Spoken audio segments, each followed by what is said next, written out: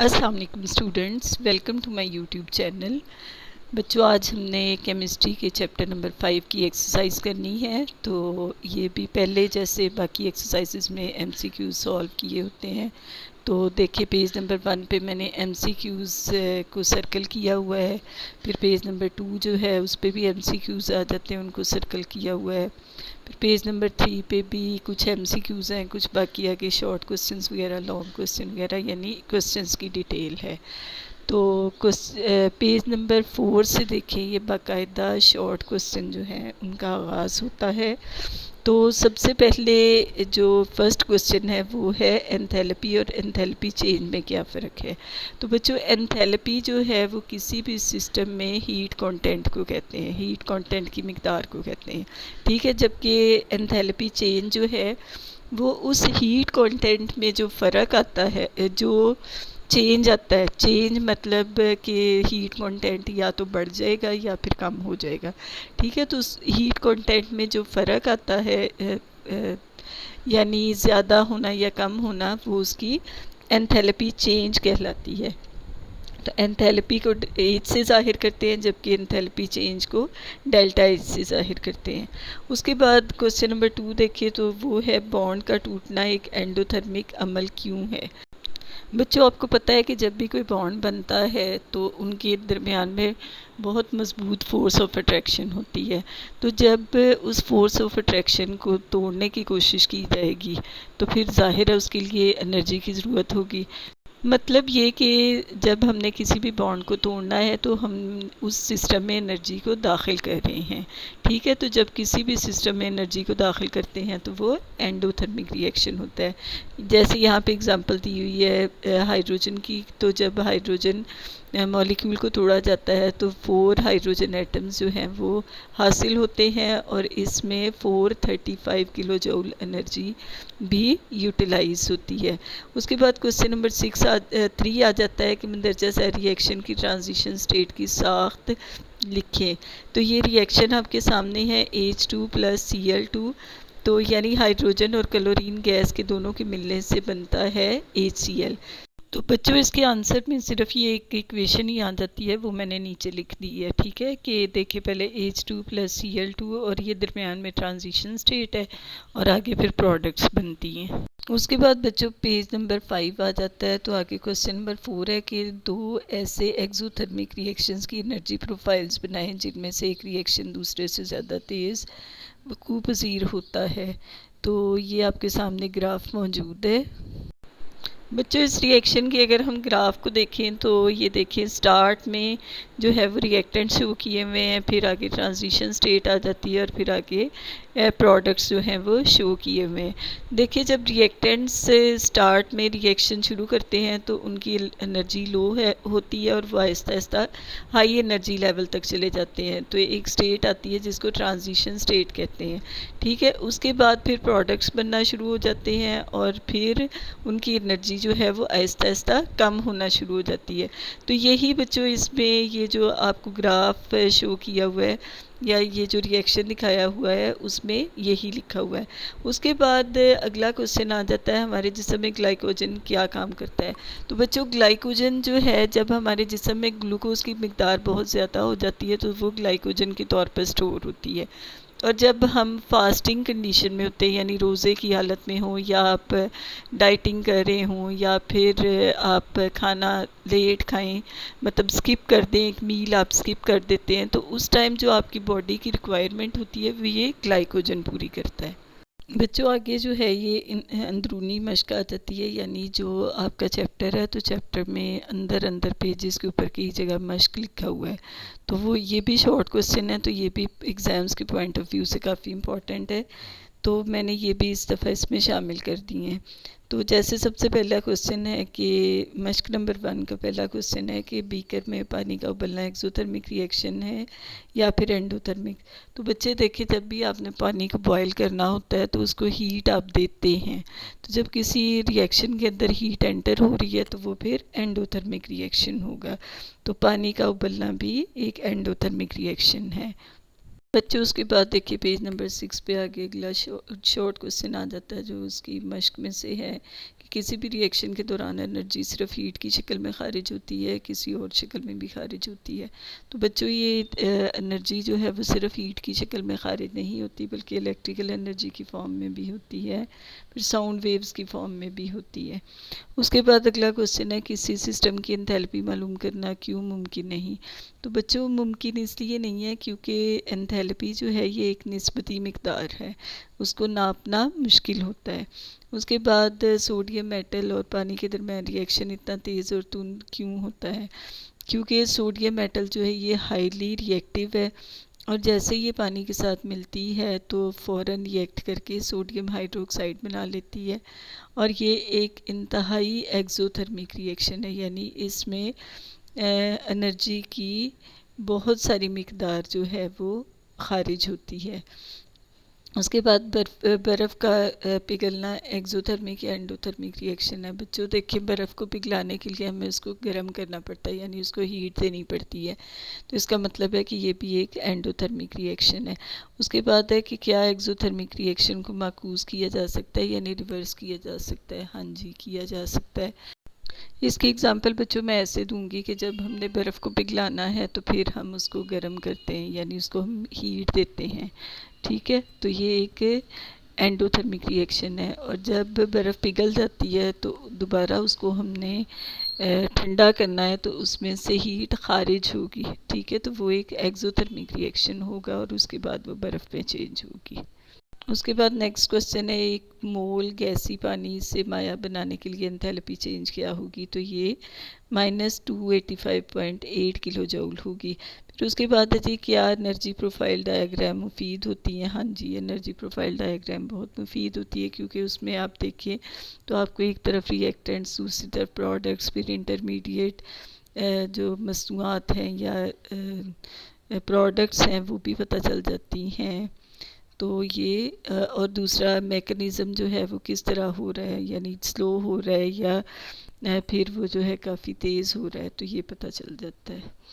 उसके बाद बच्चों आगे पेज नंबर 7 देखें तो इस पे क्वेश्चन है कि एक ऐसी फर्जी रिएक्शन की एनर्जी प्रोफाइल डायग्राम बनाएं जिसमें ये ना तो एनर्जी जज्ब होती है और ना ही खारिज।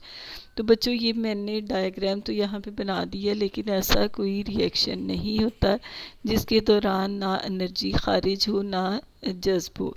मतलब हर रिएक्शन में या तो एनर्जी खारिज होती है या फिर जज्ब होती है, तो इसलिए इसकी डायग्राम मुमकिन तो नहीं लेकिन यहाँ पर बना दी है। बच्चों आगे पेज नंबर 8 पर तामीरी फ़िक्र पर मबनी सवालात आ जाते हैं। तो ये सबसे पहला जो क्वेश्चन है उसमें आपको कुछ रिएक्शंस दिए हुए हैं, तो उसका आपने सिर्फ ये बताना है कि एक्ज़ोथर्मिक है या एंडोथर्मिक है। तो ये मैंने पीछे भी सॉल्व किए हुए थे, अब यहाँ पर दोबारा लगा दिए हैं।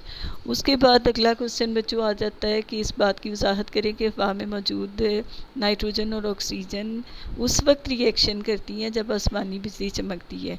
जब आसमानी बिजली चमकना बंद हो जाती है तो फिर ये रिएक्शन क्यों ख़त्म हो जाता है। तो बच्चों इसकी रीज़न यही है कि जब आसमानी बिजली चमकती है तो वो इतनी ज़्यादा हीट इसको प्रोवाइड करती है, इतनी ज़्यादा एनर्जी प्रोवाइड करती है, तकरीबन 30,000 डिग्री सेंटीग्रेड टेम्परेचर होता है, तो जिसकी वजह से ये रिएक्शन वकूफ़ पज़ीर होता है। और जब बिजली की चमक ख़त्म हो जाती है तो उसके बाद फिर रिएक्शन वकूफ़ पज़ीर नहीं होता क्योंकि उसको इतनी एनर्जी नहीं मिलती। उसके बाद बच्चों क्वेश्चन आ जाता है कि जब हम सुई गैस चलाते हैं तो फिर जो हवा में मौजूद ऑक्सीजन है उसके साथ वो सुई गैस रिएक्शन क्यों नहीं करती, यानी उसको आग क्यों नहीं लगती जब तक उसको दिया सलाई ना लगाई जाए, यानी माचिस के साथ उसको ना जलाया जाए।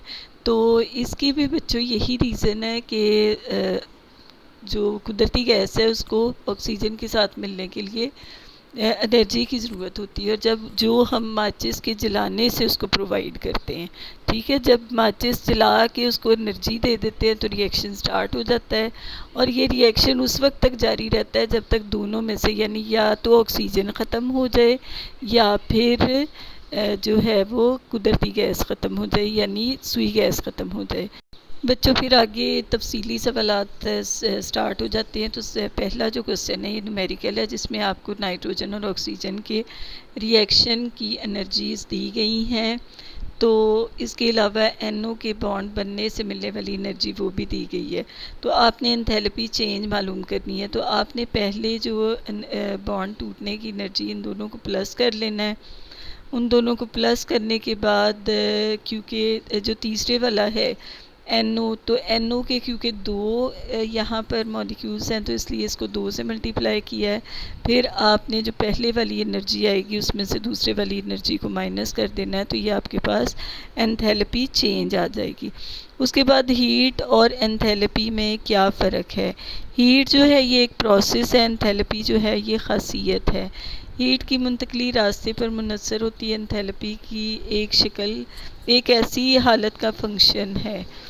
एंथैल्पी जो हीट है ये मखसूस सिमत में बहती है, एंथैल्पी की कोई सिमत नहीं होती। यानी एंथैल्पी जो है ये किसी भी सिस्टम में हीट कंटेंट की मिकदार है, ठीक है। तो कि उसमें कितनी हीट मौजूद है, तो इसकी कोई सिमत नहीं होती। तो हीट को जौल पे मापा जाता है, जबकि एंथैल्पी को किलो जौल पर मोल में मापा जाता है। और हीट जो है ये एक स्केलर मिकदार है, और एंथैल्पी जो है ये भी एक स्केलर मिकदार है। बच्चों पेज नंबर 10 देखिए, तो सबसे पहला क्वेश्चन आ जाता है कि बॉन्ड का बनना हमेशा एक्सोथर्मिक अमल क्यों होता है। तो बच्चों जब भी बॉन्ड्स बनते हैं तो डिफरेंट एलिमेंट्स आपस में मिलते हैं। तो हर एलिमेंट की अपनी अपनी एनर्जी होती है। जब वो दोनों एक दूसरे के पास आते हैं या एक दूसरे से मिलते हैं तो दोनों एनर्जीज़ डिफरेंट होने की वजह से एनर्जी खारिज होती है, ठीक है। और ये एनर्जी जो है ये एटम्स के अंदर जो है वो पोटेंशियल एनर्जी के तौर पर सेव होती है, ठीक है। जब वो रिएक्शन करते हैं तो ये एनर्जी खारिज हो जाती है। उसके बाद अगला क्वेश्चन आ जाता है हमारे जिस्म में लिपिड्स के रोल की वजाहत करें। तो लिपिड्स जो हैं ये हमारे जिस्म में एनर्जी का एक बहुत अच्छा सोर्स हैं।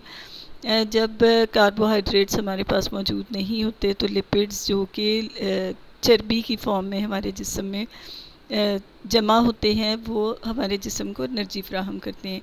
इसके अलावा भी जो हार्मोन्स की रेगुलेशन के लिए या हार्मोन्स के पैदा होने के लिए भी लिपिड्स जो हैं वह अहम किरदार अदा करते हैं। फिर लिपिड्स आंत में चिकनाई में हल होने वाले विटामिन्स A, D, E और K के जज्ब होने को भी आसान करते हैं। लिपिड्स जो हैं ये सेल सिग्नलिंग के रास्तों में भी हिस्सा लेते हैं। फिर लिपिड्स अज़ा की हिफाजत के लिए और जिस्म का टेम्परेचर बरकरार रखने के भी काम आते हैं, ठीक है। उसके बाद बच्चों नेक्स्ट क्वेश्चन आ जाता है कि ये डिफरेंट टर्म्स हैं उनकी आपने वजाहत करनी है या डेफिनेशन बतानी है। सबसे पहले एक्टिवेशन एनर्जी, तो ये वो एनर्जी है जो रिएक्टेंट्स या प्रोडक्ट्स जो हैं वो जज्ब या खारिज करते हैं ताकि उनका रिएक्शन हो सके और ट्रांजिशन स्टेट में वो चेंज हो सके। फिर आगे ट्रांजिशन स्टेट कौन सी आ जाती है, जब दो रिएक्टेंट्स आपस में मिलते हैं और उनके मॉलिक्यूल्स आपस में टकराते हैं तो जब प्रोडक्ट्स बनती हैं। तो प्रोडक्ट्स बनने से पहले जब तक उनके दरमियान में टकराव होता है उस कंडीशन को ट्रांजिशन स्टेट कहते हैं। तो इसकी ये इक्वेशन भी लिख दी है। उसके बाद है एरोबिक रेस्पिरेशन, हवा की मौजूदगी में सांस लेना। तो ये बच्चों एरोबिक रेस्पिरेशन जो है जब हवा की मौजूदगी में सांस लेते हैं इस प्रोसेस में ग्लूकोज का ब्रेक डाउन होता है और कार्बन डाइऑक्साइड और वाटर प्लस एनर्जी खारिज होती है। इस प्रोसेस को एरोबिक रेस्पिरेशन कहते हैं। उसके बाद बच्चों ये लास्ट पेज आ जाता है, इस पे तहकीकी सवालात हैं कि हम कुछ अजनास को पका कर खाते हैं, बाकी को कुछ को कच्ची खा जाते हैं, तो इसकी क्या वजह है। तो बच्चों जो जिन खानों में जरासीम होते हैं उनको पकाने के लिए हीट की ज़रूरत होती है ताकि बैक्टीरिया और वायरसेस वगैरह को मार दिया जाए, और कुछ जो खाने हैं वो कुदरती तौर पर सेफ़ होते हैं, जैसे फल हो गए, कुछ सब्जियां हो गई जिनको कच्चे खाए जा सकता है तो उनको वॉश करके खा लेते हैं। उसके बाद क्वेश्चन अगला कि आतिशबाज़ी इतनी खूबसूरत क्यों नज़र आती है, समल के दौरान कौन से केमिकल रिएक्शंस वकूफ़ पज़ीर होते हैं। तो बच्चों जब आतिशबाज़ी होनी, लाइट्स नज़र आनी, तो वो वैसे ही लाइट्स फैसिनेट करती हैं, लेकिन इसमें कुछ केमिकल्स भी होते हैं जैसे potassium nitrate chlorate, sulphur, charcoal, strontium, lithium, calcium, copper वगैरह।